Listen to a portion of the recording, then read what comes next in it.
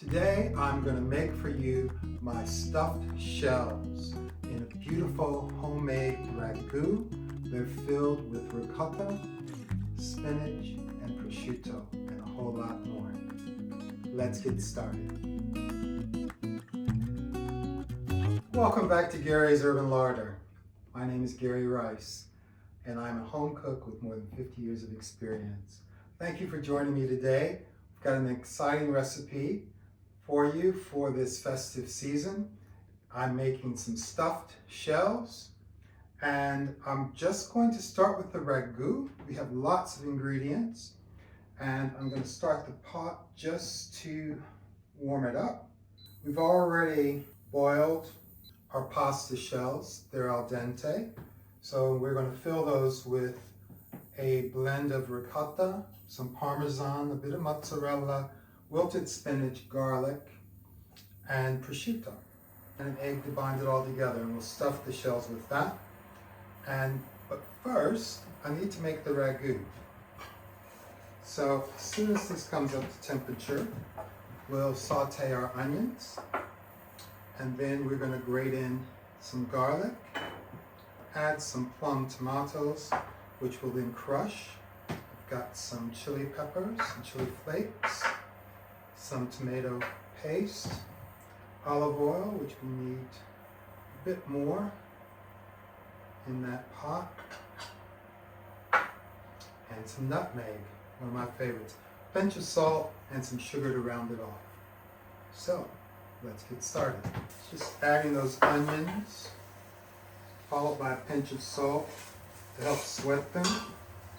Now, what you can do is make the ragu a day ahead, and I normally do, but it is possible to do it in one day.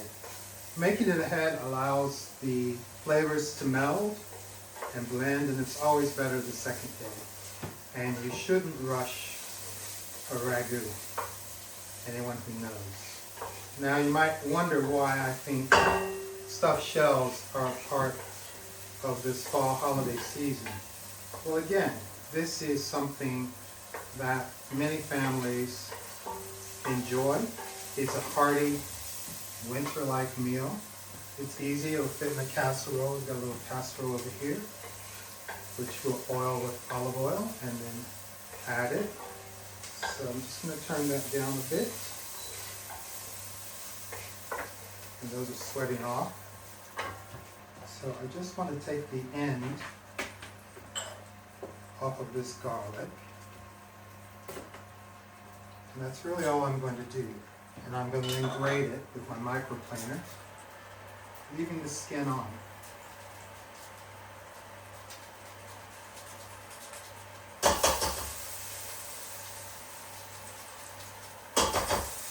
So add that, and that just for a few seconds.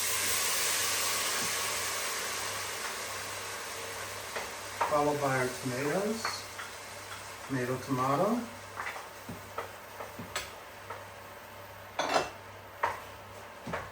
And I'm just breaking up those plum tomatoes with my wooden spatula. You can use crushed tinned tomatoes if you want.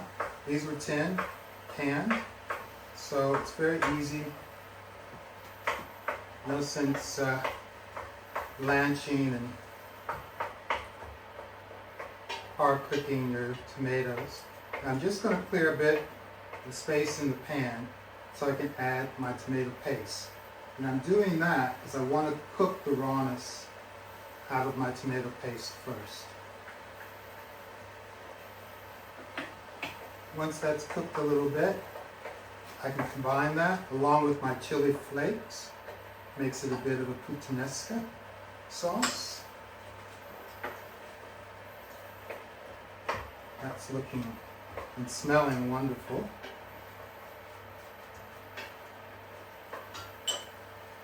Pinch more of salt. I'm going to add sugar. Now I've got about 3 tablespoons of sugar. I'm adding only a bit at a time because I do want to taste it. Always good to taste as you go. And now I'm going to add some good quality passata. cracked pepper,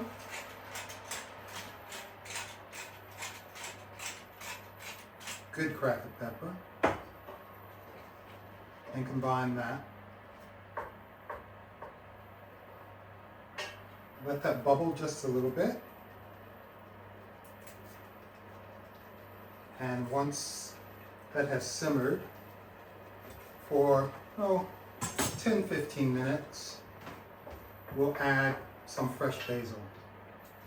So join me then. All right, our ragu has simmered for about 15 minutes. And I'm just picking some fresh basil leaves, which I'm then going to break into this pot. And the reason I'm adding them at the end is they're going to go in the oven, and we don't want them to become bitter. We really want that perfume. And I'm twisting them and just tearing them with my hand to release the oils. And I love fresh basil. And this, again, is from my little window box outside, a bit more. And if you can, grow your own. It's really not too difficult. I love a good herb garden, kitchen garden. I've got mint, I've got thyme, I've got rosemary, and I've got the basil growing along beside some bleeding hearts, which are beyond their days, the best days. But they remind me of my grandmother. She loved bleeding hearts. Okay, that's combined, and I'm just going to put that into the bottom of our casserole. But first, I'm going to add the rest of our olive oil. I just wanted to coat the bottom. This is what we're going to cook our shells in. So, in that goes.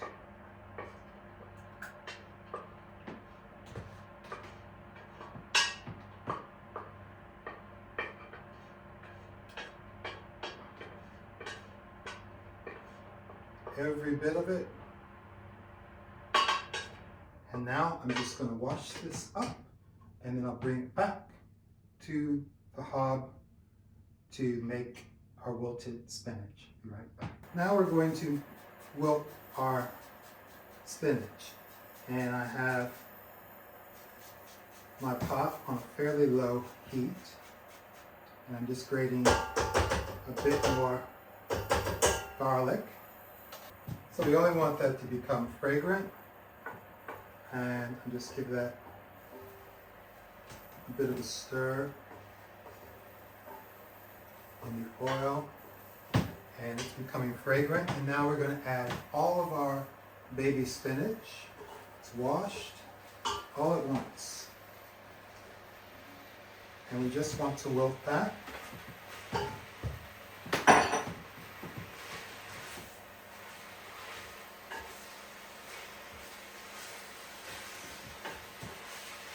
With the garlic, a pinch of salt, and my favorite, some nutmeg.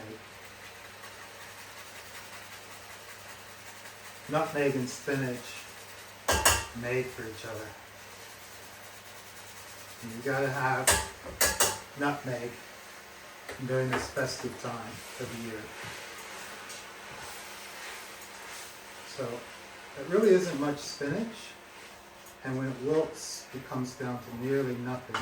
So once I have that wilted, I will give it a chop, just so it works well into the ricotta cheese, which is what we have here. I've got ricotta, and I'm going to add an egg to that. And I have some pecorino cheese, which I'm going to add as well. I also have a bit of mozzarella. So this really takes the place of the saltiness, and it adds a really deep rich flavor to the filling. So while that's wilting, give it another stir.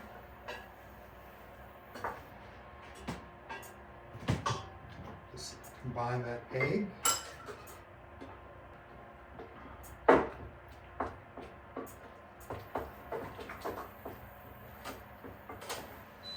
That can go off. It's wilted enough. So the rest of our filling, add a bit of mozzarella.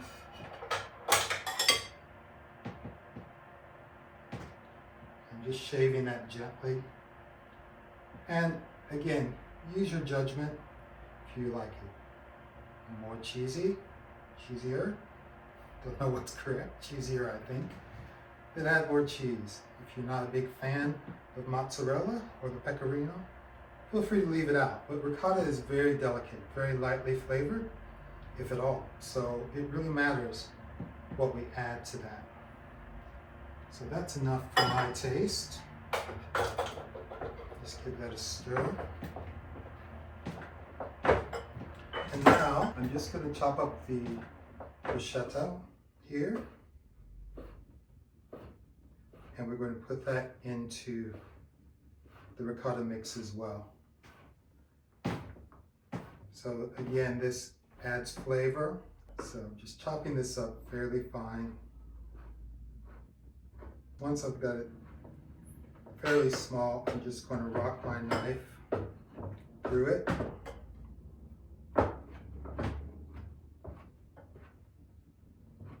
Just to break it up finer. We don't want big chunks of prosciutto ham in our mix. I think that's fairly fine, and I'm just going to add that now.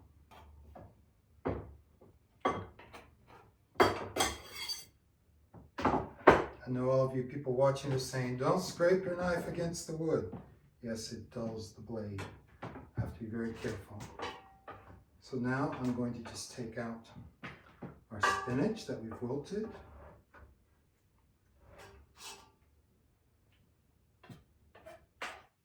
Put that on my board.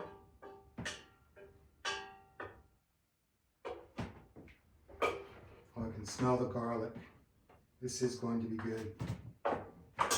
And again, I'm just going to rock my knife through that a few times. One way, and then the other.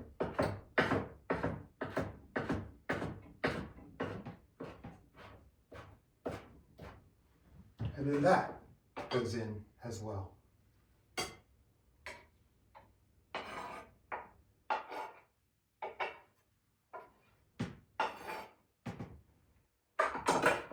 Okay. So I love the colors, the brightness of it, how fragrant it is, and delicious.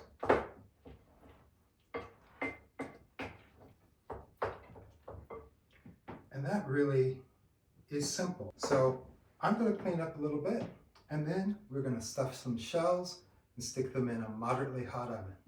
Join me in just a second. Okay, I've cleaned up a little bit, and now we're going to stuff some shells. So these were cooked just this side of al dente. So not al dente, but this side, because they're going to go in the oven. So I'm just taking a tablespoonful of our mixture, and I'm just rolling it into the shell. And that's it. It's that simple. And then I place my shell in our ragu. And we'll fill another one. And I like to get these close together, and that helps hold them together.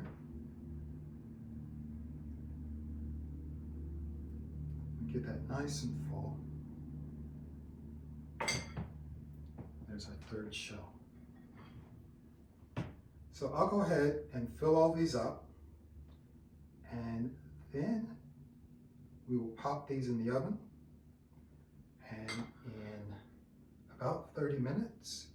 They will come out steaming hot, beautiful, cheesy. You'll see me add a little cheese on the top of this before they go into the oven. But I want to tell you, if you're looking for something that your family will love, then try these stuffed shells. It's really, really easy to make. And you know, there are a few ingredients. And if you want to try making your own ricotta from whole milk, you can do that too. But I think you might have enough to do. And although the ricotta you make yourself is far superior, everything you make yourself, I think, is far superior. So join me in just a second. All right, I've filled up the shells and put them in the ragu.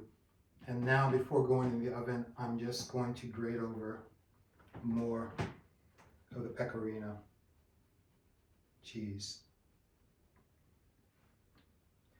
And always grate it freshly if you can. The emulsifiers they put in the packaged stuff just kills the flavor. So there we go. I have some basil reserve, but I may pop that in at the very last minute, 5 minutes before I take it out. So again, it's going into a moderately hot oven, 375, 350, 375, 180, 190. I'll probably keep it about 350 or 180, particularly if it's your first time. It's nice to have the higher temperatures brown the top of the shells, but you can always increase that towards the end of the bake. So check in on it at about 20-25 minutes. Add more basil, more cheese, crank up that heat, 5-10 minutes, pull it out. Okay, let's do this. They're amazing. Our shells have come out of the oven. They're beautiful. They've got cheese. I added at the end a little bit of fresh basil leaves, and I just think these are going to be gorgeous. So let's give it a try.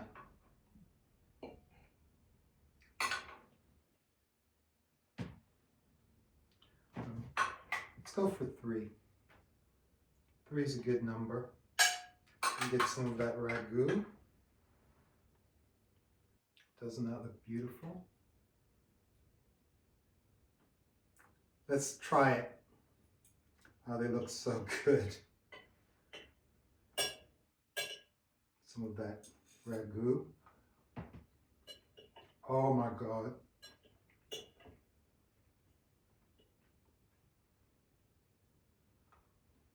Oh my God. They're amazing. You get a kick of the chili, the heat, the puttanesca.